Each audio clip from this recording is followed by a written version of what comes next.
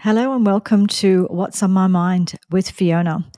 I'm your host, Fiona Kane, and I wanted to start by just talking about why I'm starting this podcast. I have always been the sort of person who wants to ask questions. I want to know why. I want to understand. And if there is a rule, I really need to understand why. Why is there that rule? Why can't I do that? Why can't I say that? That's the kind of person I have always been. And I have noticed in the last few years, especially the last sort of, say, 4 years, I have noticed that suddenly more and more it's not okay to ask questions, not if they're the wrong questions. And it's not okay to talk about things once we're told that the science is settled and all the doctors agree or all the scientists agree or this person agrees or that person agrees. Once there's a consensus, an apparent consensus, you're not allowed to ask any questions after that. You're not allowed to say anything. And if you do, you get called names, all sorts of names. You're some sort of ist or phobe or denier or something like that. I reject that. I actually believe that, well, first of all, I believe in free speech. And while I know it has its limits, it's already got limits relating to law, right? Libel and things like that. I actually think that to think to think properly, you actually do need to risk offending people, because I actually think that as a human race, things get better when we get together and discuss things, and we might sort of have a even if it's a robust discussion on things, a debate, whatever, but we actually get together and we debate it and we nut it out and we figure it out. And in science, what you do is you prove your theory, and then someone else tries to disprove it, and then you have these robust discussions where you get better and better, and you come up with better and better things, and you come up with solutions when you are actually open to questioning whatever the current thing is, or the current belief, or the current kind of truth, or whatever it is.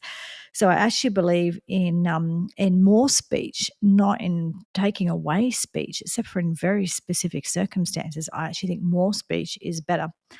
And I think that the only way we learn is by actually hearing other points of view and testing other theories and testing other points of view. And we don't learn that if we're not allowed to speak, or if we're afraid to speak. And more, what I'm also seeing is this cancel culture. And the argument is, oh, well, when you say what you think, there are consequences. Yes, actions have consequences. And that always existed, as in, not, I know there's some people that got away with some things, but in general, the way it worked is that if I said something that you disagreed with, then it was up to you. But you could choose to not do business with me, not talk to me, not be around me, whatever.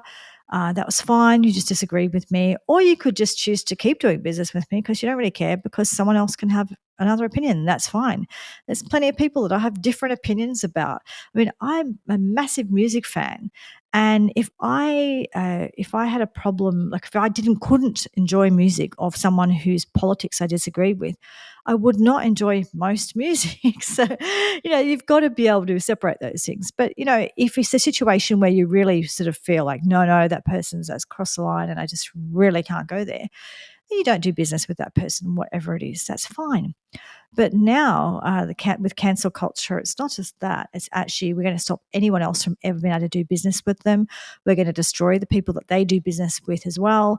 Hopefully, we'll destroy their business, their career, their marriage, their everything. And to the point where actually some people, I think of the right YouTube language, some people cancel themselves permanently, right?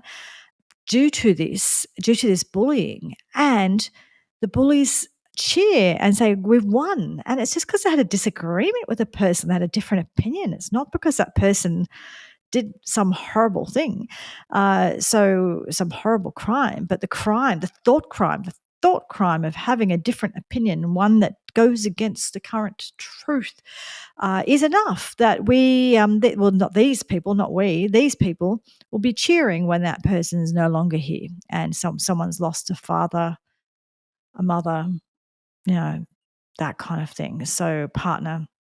So there's a difference between choices have consequences, and I can choose, whether it's like Bud Light or whatever different brands, I can choose to buy it or not, right? That's fine. But trying to make, and Bud Light is just an example on one side of politics. It's on both sides, but actually it's the other side. I believe more the left are much more into trying to cancel and destroy, although the right are now starting to do the same thing because it's like tit for tat, isn't it? So I started this podcast for that reason. I've been having a lot of conversations with people for a lot of years, and they all have to be quietly behind closed doors. Make sure nobody hears you because you might be cancelled. And I've just decided that too bad. I'm the discomfort for me and not saying what I believe to be true and not starting these conversations is bigger now for me than the discomfort of being disliked. And I'm a big girl, I suppose. I'll just have to deal with that, right? I honestly, I worry about the children of today. There's a lot of things I'm worried about in regards to children today. And I'm not a parent, I'm not a mother, I'm an auntie. And I feel like I have got more time to look at a lot of uh, culture and politics and society and things that are happening in a lot more detail maybe than some parents do because they're in the thick of it being parents. Not saying I'm better than or have, better than none of that sort of stuff. I'm not saying any of that. All I'm saying is I have a lot more time to look at those things. And I find that when I talk to parents, often when I tell them about some of the things that are going on, they're not aware of them because so many parents now, they're working full time and they're dealing with the children and they, like I said, they're in it. So sometimes parents know all about these things, but sometimes parents don't know about these things, or they don't know about them until it happens in their family. So I am concerned about a lot of things that are happening with children, and I feel like I have to stand up. I feel like one day I'm going to feel ashamed if I didn't say, hang on, this is not okay. This needs to stop. This needs to change. So that's also why I'm speaking up now, because I'm very concerned about the future and I'm very concerned about children. I'm also very concerned about women and men for different reasons, similar reasons and different reasons. So I think there's a lot of discussions that need to be had. Am I right about everything? No, I'm a human being. It's not possible. Do I try and be right? Yes. Is my intention to be truthful? Yes, I am being truthful and honest. Will I make mistakes? Yeah, probably. Sometimes that's how it is. I believe that you cannot learn and you cannot do better if you're not prepared to explore topics, explore situations, and talk about things. And I believe that just maybe, even though there are some other people who have started talking about the things that I'm going to be talking about, I believe that maybe there are some people that will listen to me and just be inspired to go and do their own research or think about things that maybe aren't accessing the other people who are out there talking about these things. So I just felt like I felt, am I adding a voice that's not needed, or does another voice need to come along? I feel very strongly that another voice, I do need to say these things. I can't explain why, but I just really feel very strongly that I need to add my voice to these conversations. So that is the purpose of this podcast. I am going to be having some uncomfortable conversations. Initially, it'll just be me. I might convince other people to come on here, or I might not, because they might not want to be cancelled.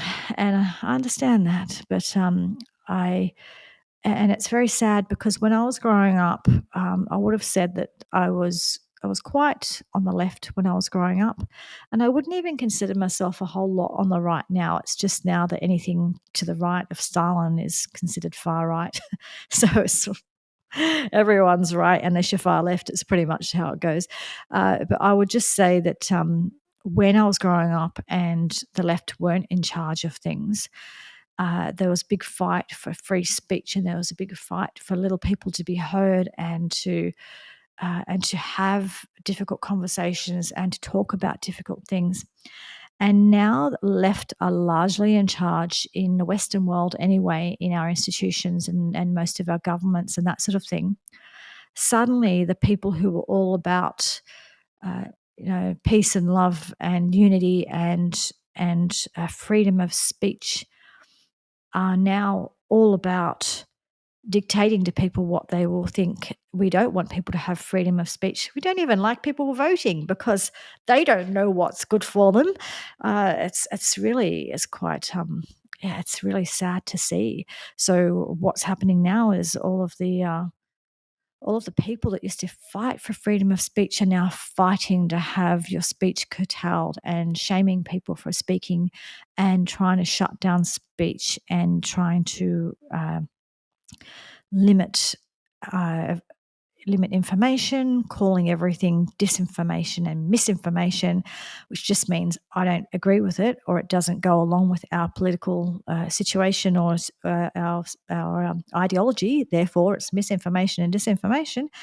All of that's come around now. It's right interesting. I sort of thought that when the left were in charge of all of these things, that life would be so much better. And and I'm actually finding that, and they're so these people in these ideologies that are so compassionate until you disagree with them, in which case they will hunt you down and come after you and are extremely nasty and extremely aggressive. So it's been an interesting transition I've seen in my life. So I wouldn't class myself as I don't know. I probably would count myself as a centre right at this point in time.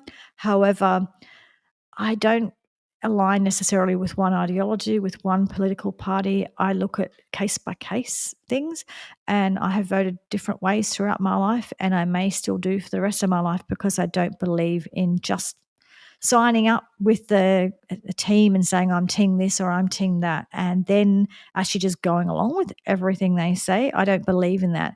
I because I argue too much with people about what I do and don't believe in. I can't just go along with something I don't believe in. So that's probably where I sit, somewhere like that. In saying that, though, I will.